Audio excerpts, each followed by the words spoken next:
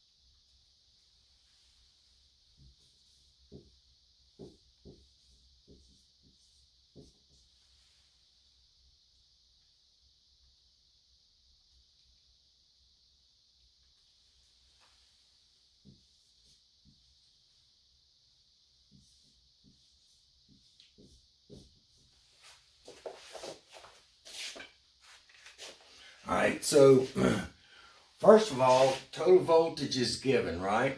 Total voltage is given. To find total resistance, I added 1.3K, 5.6K, and 4.7 kiloohms. That gave me 11.6 kiloohms. I turned around, used Ohm's law, found total current by taking my total voltage divided by my total resistance, and got my total current. Because I know current is the same in series, one path, one flow. Current's the same in series, all my currents are the same. So I took that current and I multiplied it times R1 to get the voltage of R1 in millivolts. Not every milli is an amp. If I'm looking for volts, you better put volts. -3 is millivolts. multiply my current times the 5.6K, I get 3.138 volts, and then times the 4.7K, I get to 2.634 volts. Just to check, I add them all up, and sure enough, come up to the 6.5 volts. All right, so let's do another one.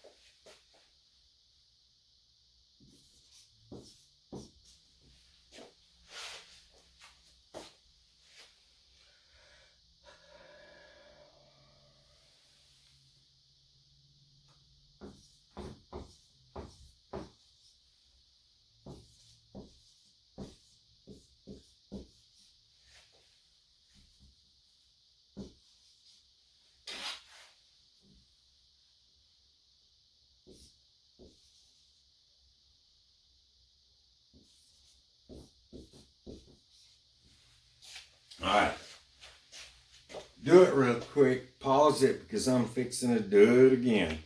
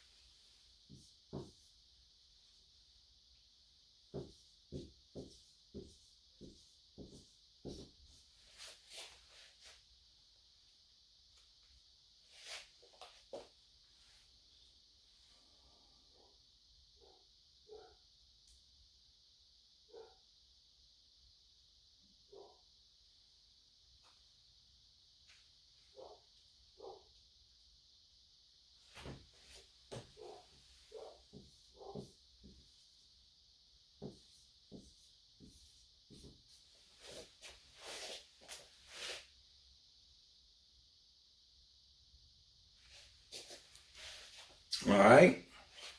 Did the same thing. Added them up. Got my total resistance. Took my total voltage, 20 volts, divided by my 5.1K. Gave me the total current flow, which I knew is the same, 3.922 milliamps. And then I took that and multiplied it times each individual resistance to get my individual voltages. And when I add this back up, nope, that don't come out right. Let's see here. Pooh.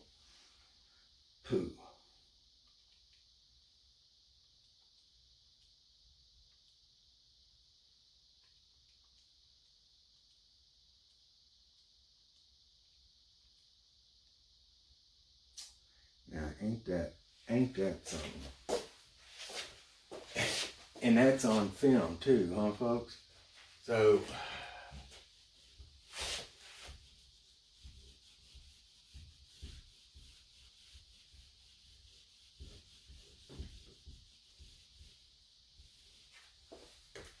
I just seen if you were paying attention. Oh, that sucks. All right. See, what the deal is my calculator is solar powered, and the lights in here are not. I'm blaming on something. All right, so here we go again. So that'd be just one more time, 560 plus the 2.7 EE3 plus 1.2 EE3 equals, okay, golly, 4.46 kilo ohms. Sound better? All right.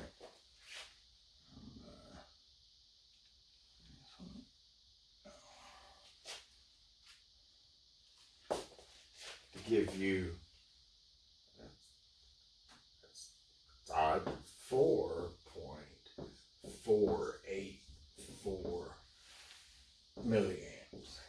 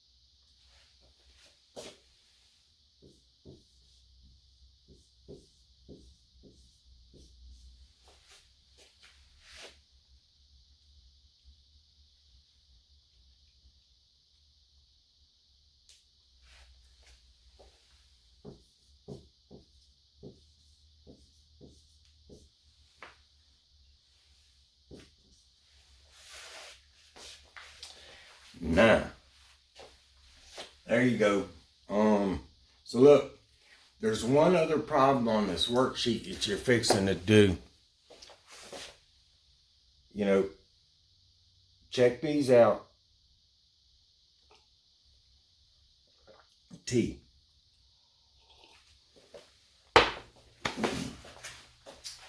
Check these out on the worksheet. There's one other problem on that worksheet though that's like this.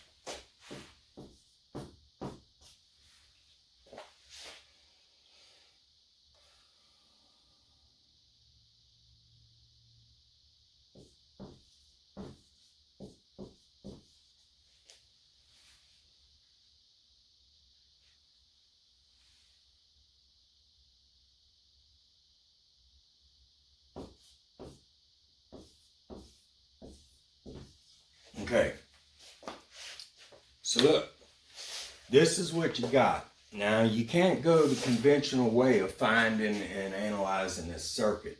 You'll notice that there is no resistance value given for resistor number 1. However, there is a voltage value given for number 2. Now, You got to see a correlation here. Well, I don't have a resistor, but I got this voltage. This voltage has got to mean something. So what can I do with the voltage? Well, it's a voltage across resistor number 2. Hey, I got the resistance for resistor number 2.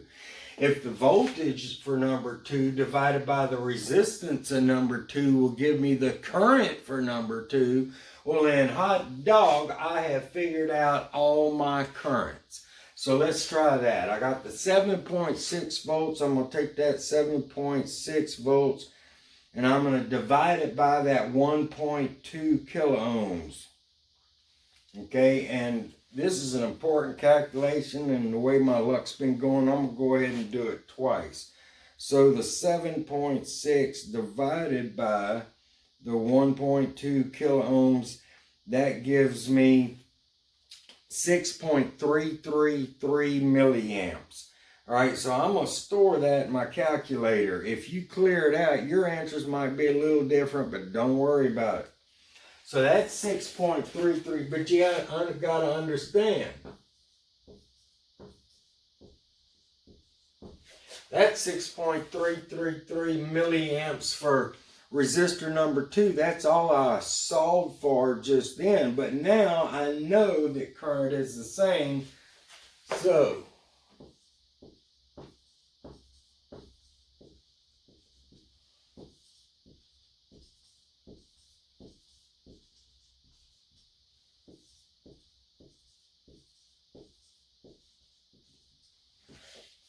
all right, so that gives me all my currents. What am I going to do now?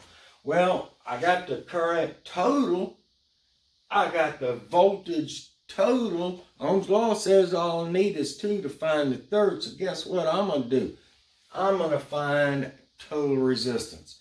So I got my current there, and I'm going to divide my 15 volts by it. So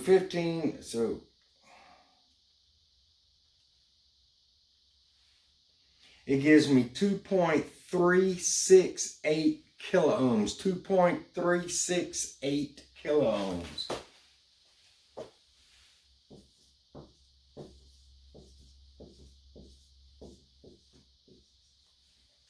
All right, I got 2.368 kiloohms. Let's see, I got the current for number 3. I got the resistance for number 3. Current and resistance, I can find the voltage for number 3. So let's take that current, multiply it times the resistance for number 3, and that gives me 3.04 volts. 3.04 volts. So here I am. All right, I got everything except for the voltage across 1. And I don't have the resistance for number 1. What am I going to do? Well, I got the current, but I can't do poop with that. However, I got to be thinking. What did I say about all these voltages? Well, I said that these voltages should all add up to be equal to that total applied voltage. Remember? If I go down the street and I stop at this store and spend $3.04, stop at this one and spend $7.60, and I left the house with 15 bucks, how much do I have left to spend there? It's that simple, but you got to understand it. So what am I going to do? Well, I'm going to take that 15 volts and I'm going to subtract out that 7.6. And then I'm going to subtract that to 3.04. And that leaves me 4.36 volts across resistor number 1. So that 4.36 volts across number 1. Now, how do I find the resistance of number 1? Well, I could do it a couple of ways too, because I know these resistances all added up equal total resistance, so I could do it the same way with the voltage. But heck, I got the voltage in my calculator. I got the current stored up, so the voltage divided by the current will give me the resistance. So I'm going to take that voltage there and I'm going to divide it by the current. recall 1. And that gives me a resistance value of 688.421 ohms.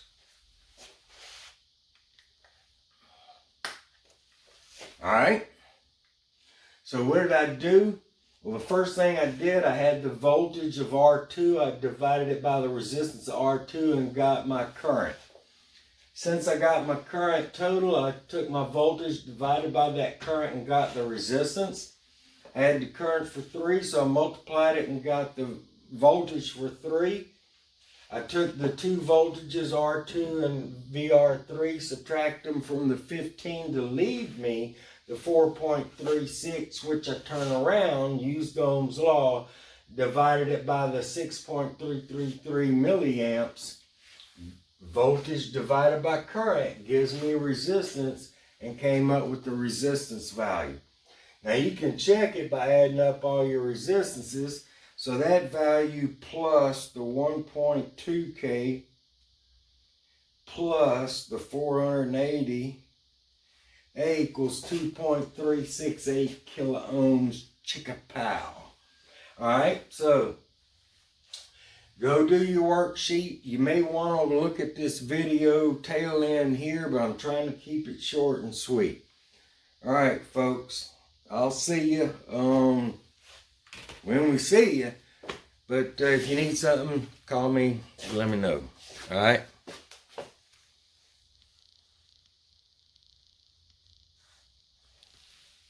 I just want to do something like that.